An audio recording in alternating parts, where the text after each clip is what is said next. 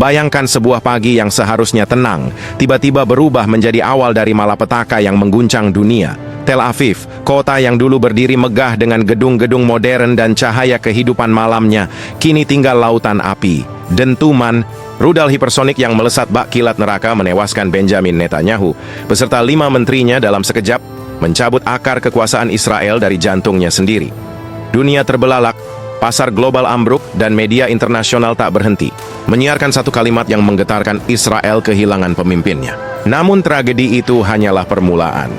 Dari balik asap dan reruntuhan, muncullah seorang pengganti yang lebih kejam, lebih dingin, dan lebih haus darah.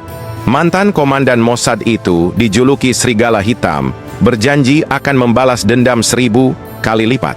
Dalam pidato perdananya, ia tidak berbicara tentang perdamaian, melainkan tentang api, darah, dan kehancuran total. Sementara Gaza terbakar, rudal berbalas rudal. Dunia menahan napas. Apakah ini awal dari Perang Dunia Timur Tengah?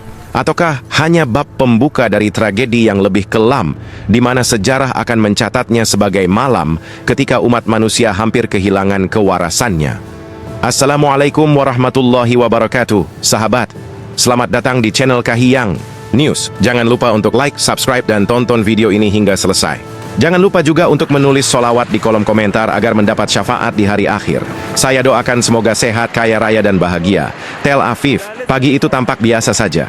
Langit biru bersih tanpa awan, jalanan dipenuhi aktivitas masyarakat yang bersiap menjalani rutinitas harian. Di sebuah gedung pemerintahan yang dijaga ketat di pusat kota, Perdana Menteri Israel, Benjamin Netanyahu, tengah memimpin rapat kabinet darurat bersama 5 menterinya. Mereka membicarakan situasi keamanan regional yang kian memanas setelah serangkaian serangan di Gaza dan bentrokan di tepi barat. Tak ada seorang pun yang menduga bahwa dalam hitungan menit, takdir akan menuliskan sejarah kelam yang mengguncang dunia. Tiba-tiba, radar pertahanan udara Israel, sistem yang selama ini dielu-elukan sebagai salah satu yang tercanggih di dunia, mulai menangkap sinyal asing. Operator militer berusaha menafsirkan data yang masuk, namun semuanya berlangsung terlalu cepat. Rudal hipersonik, jenis senjata yang mampu melesat lebih dari 5 kali kecepatan suara, meluncur dengan kecepatan mematikan. Tidak ada waktu untuk mencegat. Tidak ada peringatan bagi warga sipil. Langit Tel Aviv mendadak terbelah oleh cahaya putih yang meluncur bagaikan kilat neraka. Beberapa detik kemudian, dentuman keras mengguncang tanah. Rudal-rudal itu menghantam tepat di jantung kota, termasuk gedung tempat Netanyahu dan para menterinya berkumpul. Gelombang kejut menghancurkan kaca-kaca gedung pencakar langit di sekitarnya. Suara sirine mulai meraung dan asap hitam pekat membumbung tinggi. Kepanikan melanda seluruh kota. Warga berlarian ke tempat perlindungan bawah tanah, sementara media lokal mulai menyiarkan kabar kilat. Tel Aviv diserang, rudal hipersonik menembus pertahanan. Dalam hitungan menit, berita tragis menggemparkan dunia. Perdana Menteri Israel, Benjamin Netanyahu, dinyatakan tewas bersama 5 menterinya. Gedung kabinet luluh lantak, para pejabat yang hadir tak sempat menyelamatkan diri. Dunia terguncang. Berita ini menembus seluruh stasiun televisi internasional, memenuhi laman depan surat kabar digital, dan membuat pasar saham global seketika jatuh. Kematian Netanyahu bukan sekadar kehilangan seorang pemimpin, melainkan pukulan langsung terhadap simbol kekuatan Israel. Selama puluhan tahun ia dikenal sebagai sosok kontroversial, keras kepala, dan penuh strategi, namun juga sangat berpengaruh dalam peta politik internasional. Kini, tubuhnya hanya tinggal serpihan puing di bawah reruntuhan. Dunia bereaksi cepat. Presiden Amerika Serikat segera menggelar rapat darurat bersama Pentagon, sementara Uni Eropa menyerukan penghentian eskalasi. Namun seruan itu terdengar sia-sia karena di lapangan situasi justru semakin kacau. Di media sosial, tagar "All World War III", Netanyahu dead, dan Tel Aviv under attack menjadi trending global hanya dalam waktu kurang dari 1 jam. Jutaan orang dari berbagai belahan dunia membanjiri platform digital dengan kecaman, dukungan, dan rasa takut akan pecahnya Perang Dunia Baru. Bagi rakyat Israel, pagi itu berubah menjadi neraka. Jeritan terdengar di setiap sudut kota, ambulans tak henti-hentinya melaju, sementara para tentara berusaha mengevakuasi korban dari reruntuhan. Wajah-wajah ketakutan anak-anak yang digendong orang tuanya menjadi potret nyata bahwa perang tak pernah mengenal belas kasihan. Dan di balik semua kekacauan ini, satu fakta dingin menggema. Serangan itu berhasil menembus pertahanan Israel yang selama ini diyakini tak tertembus. Dunia pun bertanya-tanya, bagaimana bisa hal ini terjadi? Siapa dalang sebenarnya? Apakah ini awal dari kejatuhan Israel atau awal dari perang yang jauh lebih besar? Jika serangan hipersonik yang menewaskan Netanyahu dan para menterinya sudah membuat dunia terperanjat, maka apa yang terjadi setelahnya menjadikan Tel Aviv benar-benar tampak seperti neraka di bumi. Malam itu, langit yang biasanya dihiasi bintang berubah menjadi panggung perang.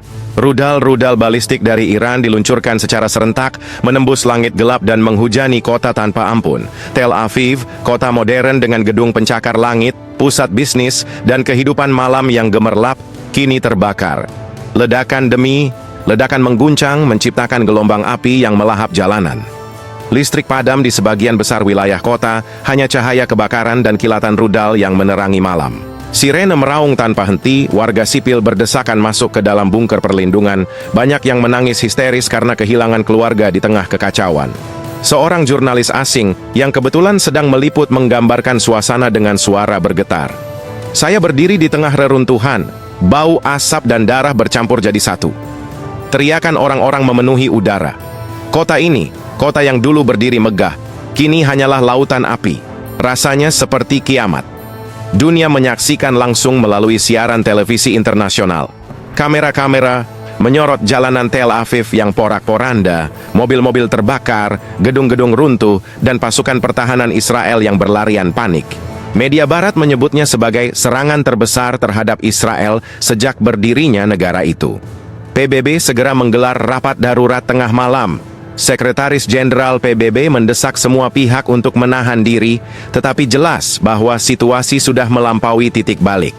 Uni Eropa menyerukan gencatan senjata, sementara Rusia dan Cina menyuarakan kekhawatiran akan konflik regional yang berpotensi menjadi perang global. Harga minyak di pasar dunia melonjak drastis, mencerminkan ketakutan pasar terhadap pecahnya konflik besar di kawasan penghasil energi terbesar di dunia. Namun, di balik hiruk-pikuk politik global, penderitaan rakyat sipil justru menjadi pemandangan paling memilukan.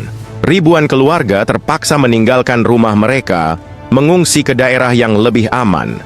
Rumah sakit di Tel Aviv penuh sesak oleh korban luka, dokter dan perawat kewalahan. Anak-anak berbaring di ranjang darurat dengan tubuh penuh debu dan luka, sementara orang tua mereka menangis putus asa. Bagi Israel, ini bukan sekadar serangan militer. Ini adalah serangan psikologis yang meruntuhkan citra kekebalan mereka. Selama bertahun-tahun, Tel Aviv dikenal sebagai kota modern dengan sistem pertahanan udara Iron Dome yang hampir tak terkalahkan. Namun malam itu, dunia menyaksikan bagaimana kota itu berubah menjadi puing-puing hanya dalam hitungan jam. Dan yang paling menakutkan, ini baru permulaan.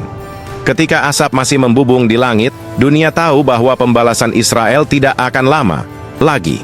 Pertanyaan yang menggantung di udara adalah, seberapa besar harga yang harus dibayar rakyat Palestina dan seluruh Timur Tengah atas tragedi ini? Kematian Benjamin Netanyahu beserta 5 menteri utamanya telah menciptakan kekosongan kekuasaan yang berbahaya di Israel. Saat api masih menyala di reruntuhan Tel Aviv, parlemen Israel bergerak cepat.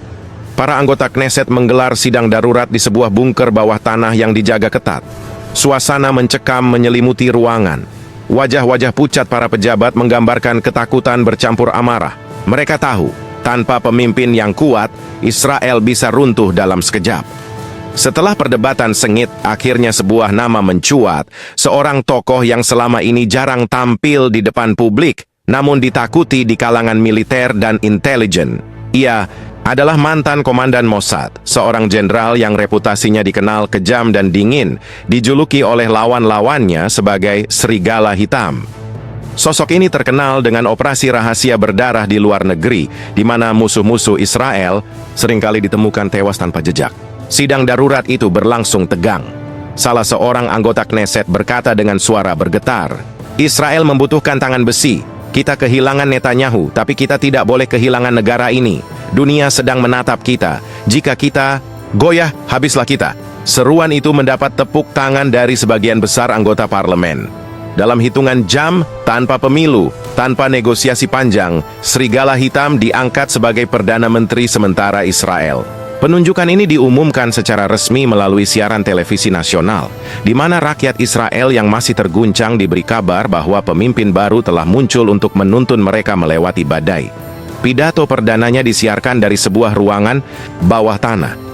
Dengan wajah dingin tanpa ekspresi ia berkata, "Netanyahu gugur sebagai martir bangsa. Tapi darahnya tidak akan sia-sia.